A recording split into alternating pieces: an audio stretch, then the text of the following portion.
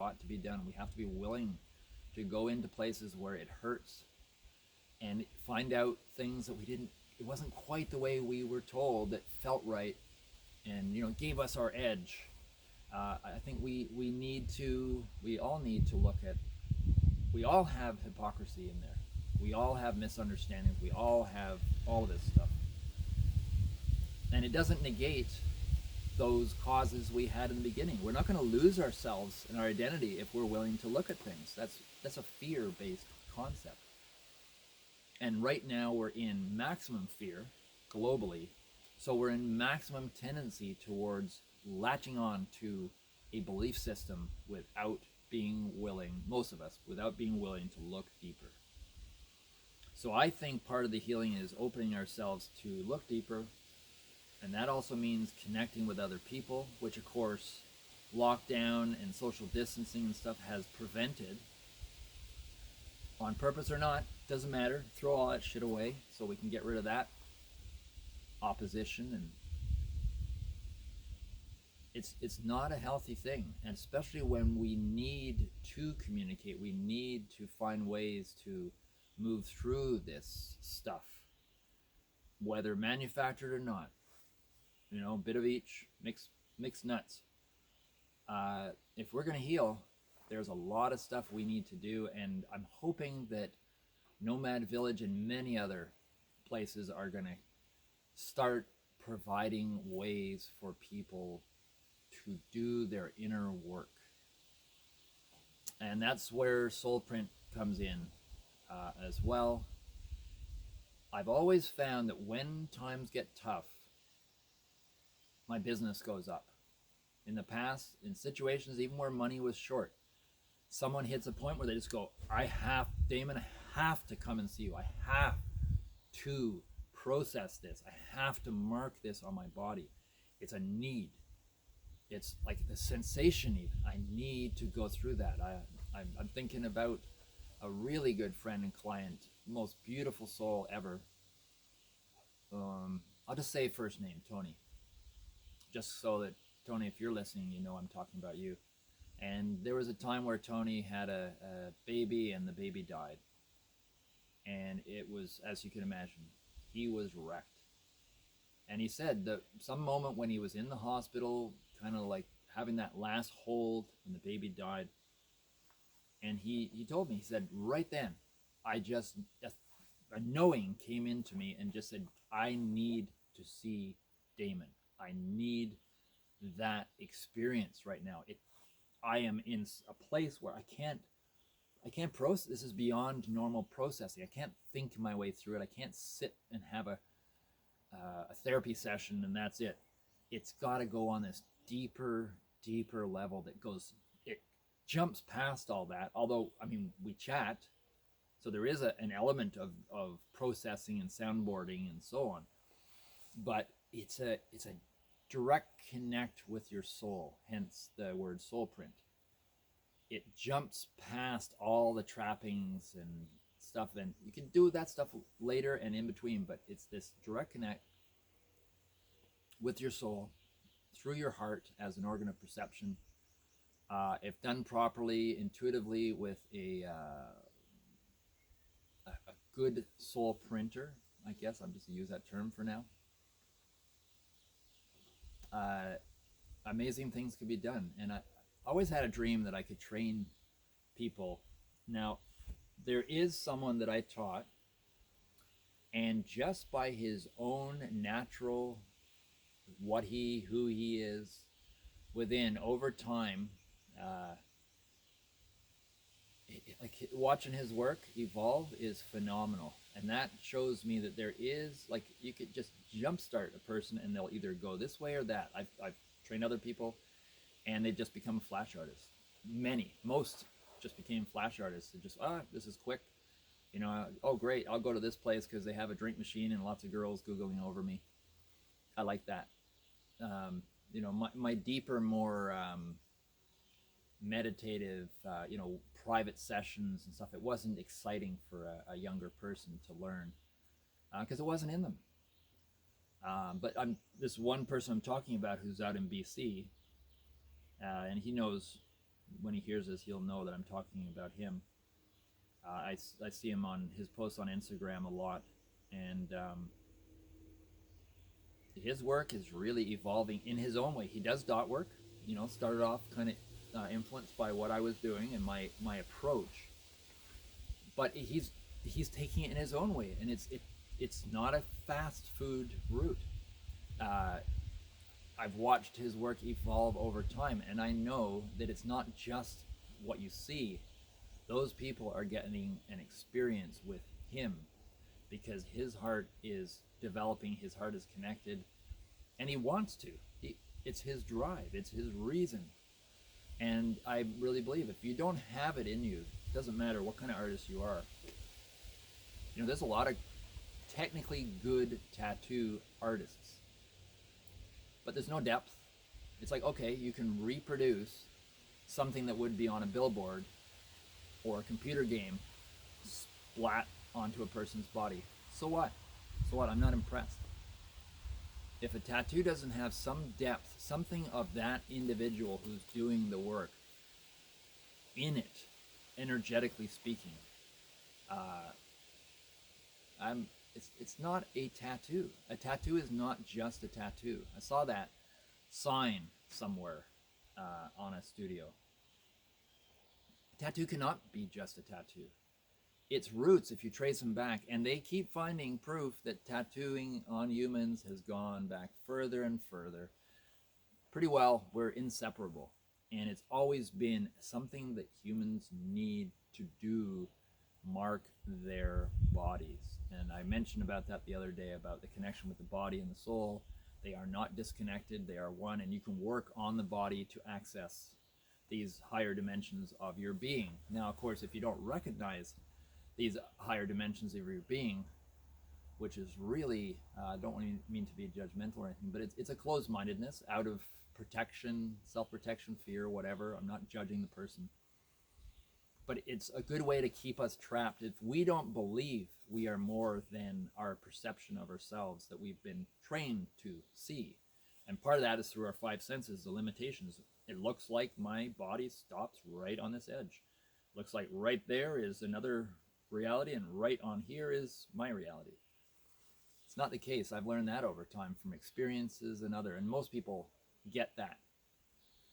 If we don't do practices that keep opening ourselves to our more infinite sense of being rather than this locked in, tight beingness. I mean, we know with quantum physics that we are energy moving all the time. We are not what looks like this static thing. So if we can start working with that, we'll start to see that things like soul print technology is very real. And I'll admit, I'm only touching on the surface of something that is profound. The potential of tattoos for healing. Profound. And that's also why I was so pissed off and offended back during the flu shots when I was in Fergus. I still remember they started to try and get teenagers to come in for their flu shot. They started calling it the tattoo. And I thought, fuck you, assholes. We can't use your claimed words that you've taken, Big Pharma, but you can fucking steal our words that, frankly, I don't give a shit whether you consider a tattoo just a tattoo. I'm offended, and you don't have any right using that word, that sacred word. And if you research it enough, Trisha Allen, an anthropologist and tattoo artist out of Hawaii, in one of her books, it says that the tattoo is a process. The word, the understanding of the original tatau, and slightly different words depending on what culture, it wasn't a finished product. Western society has been trained to only see this decapitated sense of reality. And therefore that has caused massive distortions in our perspectives and understandings that are absolutely absurd and very harmful to our being. Goethe pointed this stuff out long ago when we decided to embrace Newtonian science. We could have gone Goethean way, a more balanced, holistic perspective. Goethe, one of the things he said was you can't just dissect something and study it. Then you're studying a piece of something. You've just blown it apart, and then you think you can study the pieces, which is exactly what they're doing with this damn fucking test that the guy who developed it said it's not effective for testing for this virus. Why can't people listen to the fucking truth? That's how I know that majority of us are being steered and manipulated. It's right in front of your eyes, these little things. He said, this is bullshit. It's not designed for this. And then what people are doing is they're blowing, to be able to get any information, they do their little test, they're swabbed with the cancer-causing chemicals, look that up yourself, up the nose, right? Brain cancer specifically, up in your brain, close to the brain. And so we all, most of you know, you have to magnify this thing to even get any information 30, 40, 50 times. So they're magnifying it beyond even where you can get accurate information. So you know if you magnify something enough, you can't even tell what the fuck it is anymore. So half the time they're picking up on, they go, oh, he's positive or whatever. Positive case. When it's misinformation. I mean, if you amplify a voice so loud that it's tearing your eardrum, you can't tell. You remember when you were kids and you turned up your speaker so loud just because you wanted to feel it, but you couldn't tell what the fuck it was saying anymore? That's what this thing is doing. We need to connect with the truth, the reality of things. It's insane how disconnected a lot of us have become. And that's how we're being manipulated in these cases. Whether on purpose or not, whether it's accidental, whether we're going off on a tangent, just, and someone's going to have to find a way to turn that course and slow people down and make them think and make them feel, use their heart as an organ of perception. Like, if we don't wake up and wake ourselves up, and that's the only way we're going to do it, we're headed, in my opinion, and many others, into a very nasty place, those that are going that way. Maybe we'll bifurcate. Maybe those of us that are choosing more natural and open-minded ways of things and logical, like, hey, ivermectin is working. Why would I want to jab myself with something that's got high risk and people are dying from, and it's a fact? I don't get it. And I'm pretty sure if people were willing to be a little bit open-minded and listen to things with an open mind and open heart, they would start to see this. But no, people are, through fear, very locked into their belief systems. I've talked to people that think, oh, the counts are going up and da-da-da-da, and cases and this and that. Whoa, it hasn't been working the way that they've been doing the lockdown. And then their answer to why they think it hasn't been working. And when I say, well, maybe they should rethink the whole thing rather than they're always into this. Doesn't work, amplify it. Doesn't work, amplify it. Don't like coca leaves? Make it a more concentrated thing and turn it into cocaine. Don't like cocaine? Not good enough? Turn it into crack. That's exactly what they're doing with this. It's not working? Amplify it. Lockdown's not working? Lock them down more, longer. Temple Grandin, the animal psychologist and autistic savant,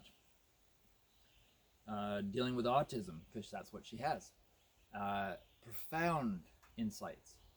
She went into a farm one time called up, it was a chicken farm, to look at what was going on. She said she walked along and there were dead chickens, dead hens, females.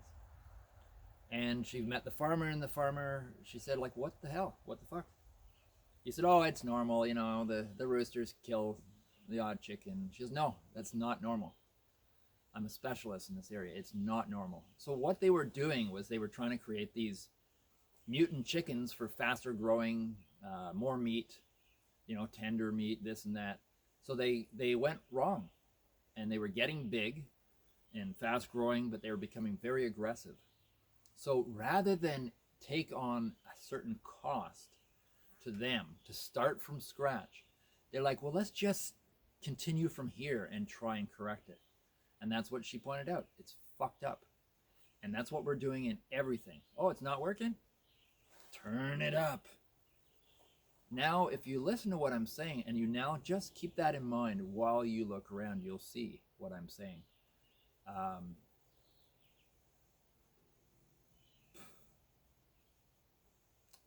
I believe there's a very large case of Stockholm Syndrome going on, because a lot of people will defend their story, the big pharma story, like they'll die for it. It's like this bizarre kind of thing. They're not willing to consider anything else. Like, that's sacrilegious, and it's just dumbfounding. Really, it's absolutely insane, in my opinion. And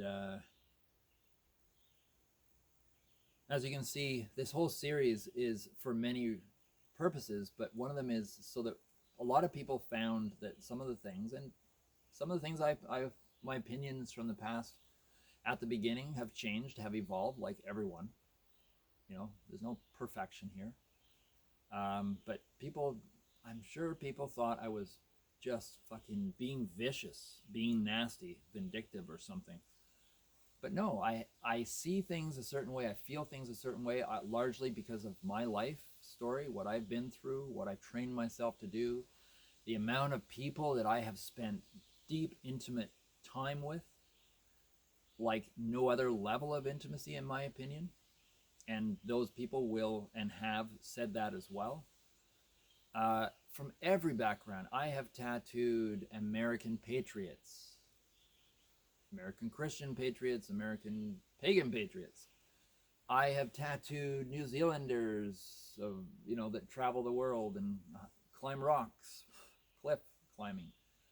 I have tattooed hunters. I've tattooed truck drivers. I've tattooed doctors. I've tattooed every kind of person you could think of. And I have connected with all of them on some level. I find that place where I can connect, and then I kind of move out from there. And there's people that I relate to less, of course, and people I relate to more. But it isn't because they're a this or that. Like, I have connected to people that are that which I thought I would not relate to in a person.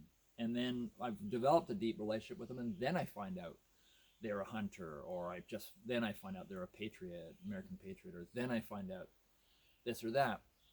So I would have to go, okay, something's not jiving here. I got to change my narrative.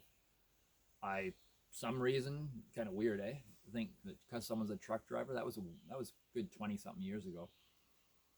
Or a hunter, I felt like, oh God, unsavory person. And then I'd, like I said, be in the chair. They'd be in the chair, spent 20 hours or more with them. And then it comes out, and then I ask questions. Well, like, what's your motivation? I just start to try to be non-judgmental. In so many cases, I'd have to shift my perspective and loosen my judgment in many ways. And I thank the universe for these blessings and opportunities, and they are what has made me who I am and how I understand things. I'm not a closed-minded person. Anyone that really knows me, they know I'm not a closed-minded person. So if I say something that they're like, whoa, that's weird, people who know and love me will give me a benefit of the doubt, and they will look further and just go, okay, I'm going to suspend judgment. That's kind of weird what he said or his perspective, but I know Damon, so I'm going to just ease off and wait and watch, absorb a bit more.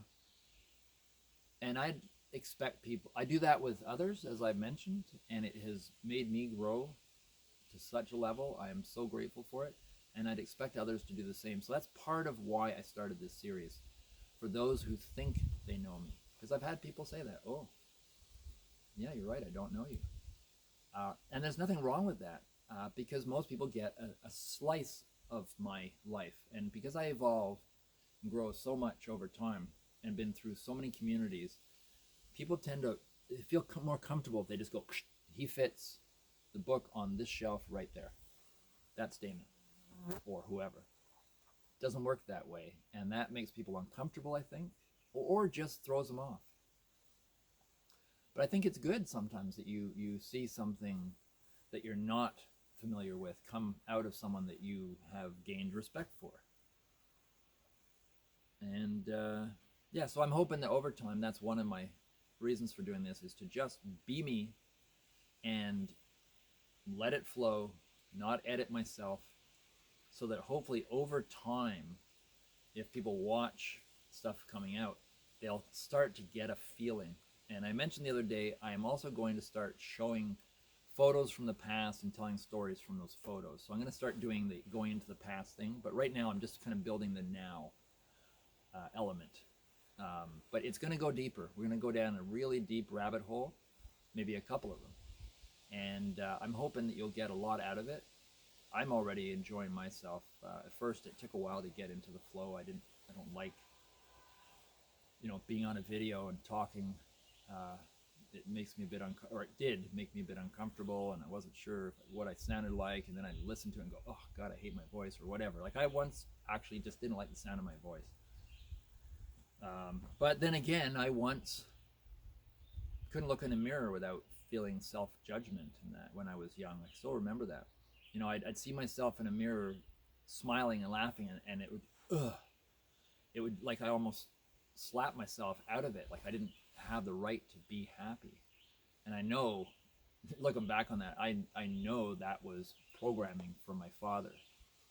And I had mentioned not just sexual and physical abuse, but mental abuse. He dug me down a very derogatory, defacing. Like I'd be eating at the table, I still remember, and he'd just go, "Pig, go outside and eat on the floor with the dogs, out in the whatever." He'd say things, and it was the tone, that self-loathing type of thing, or loathing me. And I do believe now, when I look back on that stuff, not to say that's right, but I'm sure he hated himself, and he projected it onto me. But it taught me a lot, because I know also that, like I was talking with my soul print experiences and the toxic reaction, I've had times where I feel and see the energy coming up, and then somewhere it gets locked. Usually this has happened way back in the past. I've learned how to unlock that, different techniques. I can feel when stuff is bottled up in someone, and I know ways of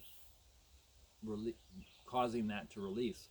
But when it hasn't, and especially when I was younger and I didn't catch it, the person is going to most likely have this stuff up around them. It's going to change how they perceive reality in a way that they don't like, they're not comfortable, and then they project it onto who or whatever is the most convenient to do that. It could be their husband or wife, it could be a friend, it could be an enemy, it could be me, because I'm right there.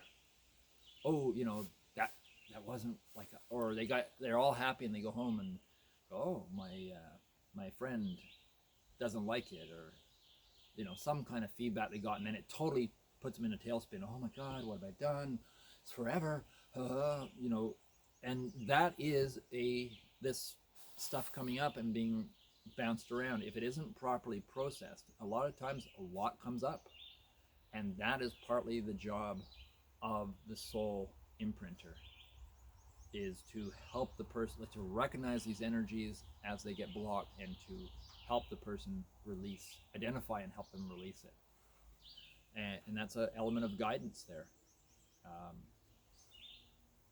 So this is part of the work I've done, is part of why I have these insights. And so for people that think they don't know me because something I say doesn't match with what they think I should be saying, or I haven't manicured my perspective in order to sell what I do, to sell my art, I can't separate my art from its meaning. It's fake. And the world is too full of this decapitated, forged and forced realities, and I'm just not going to be a part of it. I refuse to be inauthentic, even if it means that I'm the last person on earth who is being authentic. I'm just making up an as if. I'm not going to prostitute myself in any way and manicure what I say, my message, or decapitate my art from my being. That's not what art is supposed to be. That's commercial art, maybe. Because then you're selling someone on something. So it makes sense. You want to sell them on something. I'm not doing that. I'm offering a service. to myself and to humanity. And it's not easy being real to yourself and to others, because what I've noticed in this, you look back in history, people who've been real. Look at, I keep bringing up Tesla as an example. He died miserable and lonely and penniless because he was attacked. He was opposed by so many big money-making corporations who didn't want his free energy going out anywhere when they were making big bucks. And it's the same now with anything. You come out seeing deeper than other people and offering something that frees people up. There are those that have people fenced in cages who don't want that. And it's the same now, believe it or not. I'm just suggesting that there is an aspect to this, what is unfolding right now, that is a fenced in cage situation, and a very Stockholm Syndrome kind of captor-like dynamic. And some people are going to not like to hear that, and I'm sorry if that offends you. Sometimes a little slap in the face from reality can wake someone up. You've seen it in movies where someone's hysterical and then they're like, oh, whew, what the hell? You know, sometimes reality might have to do that. I had a good slap with this whole collapse. And I could go into it's not fair and it's this and that, and I don't believe it's fair. But sometimes reality doesn't seem to be fair. But maybe if we open our minds to things like I'm doing with my situation, I'm realizing this is a gift. I'm going right down to root basics, and I'm having to work from ground up. And it is difficult. It's challenging. Everything that I have, every type of conditioning I have is being challenged at every moment. It's like it's choosing my weak spots.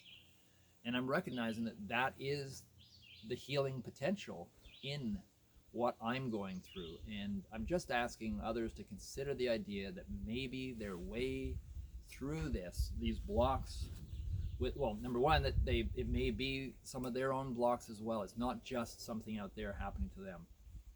To consider that idea, and then to consider some kind of process where they can warm up and open their mind to different perspectives. Because we ain't going to get through this if we don't try something different.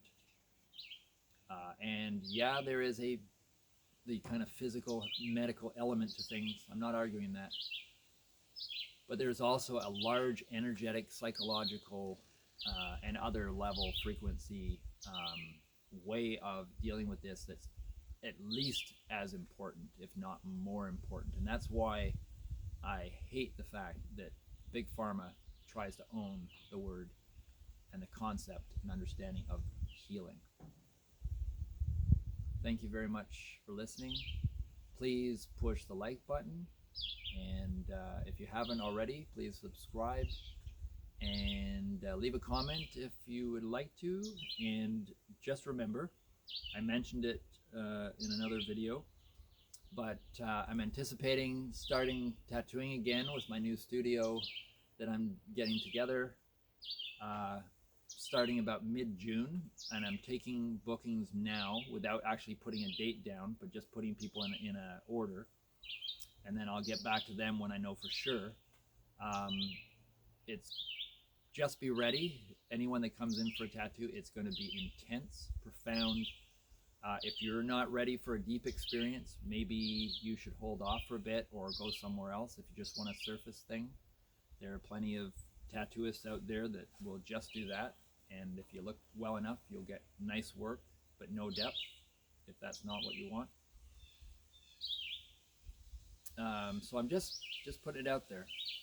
I am going to be ready for business very soon, and you're going to get a real grassroots, deep healing experience like no other. So try not to come in with expectations, because your healing will not likely manifest in the same way that you might expect it to. It's not like a pill, that's like, okay, you take this and instantly, your muscles relax and your anxiety goes, kind of thing. You might have anxiety come up as part of your healing, and then it's partly you and me to help you move through that. I have a lot of clients that come and one of the things they point out is, they deal with anxiety all the time. Imagine now, that was before lockdown. But each person that comes to me with a certain amount of courage, and that courage has to be brought with them to be willing to do this. So those people that feel the calling, and that is the case, it's like people will have a calling and like they need to come in or they won't. And that's usually when someone vacillates, they kind of sort of maybe, oh well, maybe not, and it's not convenient, and okay, I'm an off for a year or two, and then, oh well, perhaps it's not meant to be, and it's like, please don't waste my time. There are plenty of people that need the depth of the experience, and there's plenty of people that don't. And if you're not sure, maybe that's a message that you're not meant to do this right now, or not meant to do it ever. Some people need to grow, need to heal on this level of healing, not like take an Ativan kind of healing or a Pepsid kind of healing. You're not going to come in, like I mentioned, with an idea of what that healing is and get that exact experience. Like I've had people who hit a point during their tattoo, and those usually take multiple sessions when they're a very deep trauma that's happened to them. And there's a point where they just hit a place where, they're just like, just sounding this energy through them. And it's quite often it's the only way to release it is in that physical, emotional, just, and they can't do that if they don't feel safe enough to do it. They can't cry, release tears if they don't feel safe enough to do it. They can't get angry if they don't feel safe enough to do it. And that's part of where I come in. So you do your own math. If you're one of those people that are like, I don't know you, just think about it. Go back into your past. If you've been to me, you'll know if you look back on things and feel rather than think that I'm not a vindictive kind of person. I'm not a hurtful kind of person. I always mean the best, and I only try to share what might help people process things better. And there are times where I feel very high potential traps and roads people are going down that don't feel right to me. It doesn't mean I'm correct, but I'm sticking with how I see things. I've had a very good track record throughout my 40 years of tattooing, especially. And I have a lot of confidence in what I do. Doesn't mean I'm always right. I could be wrong, just like any human being. But I'll admit it when I am, and I'll upgrade, and I'll encourage myself to evolve, and that also means evolve in my perspectives or intensify my perspective. So anyways, that's enough of that. Just remember, I'm taking bookings. Send me an email only. Abundance, ABUNDANCE, number 4, LIFE, abundance for life at gmail.com. Send me an email. I'll put you on the list. You can have a quick little email discussion, roughly about what you would want, so we're kind of ready and have a rough sense of the time you'd need and so on.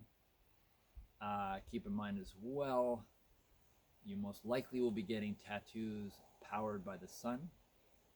Something I've always wanted to do way back even on when I was in Cabbagetown.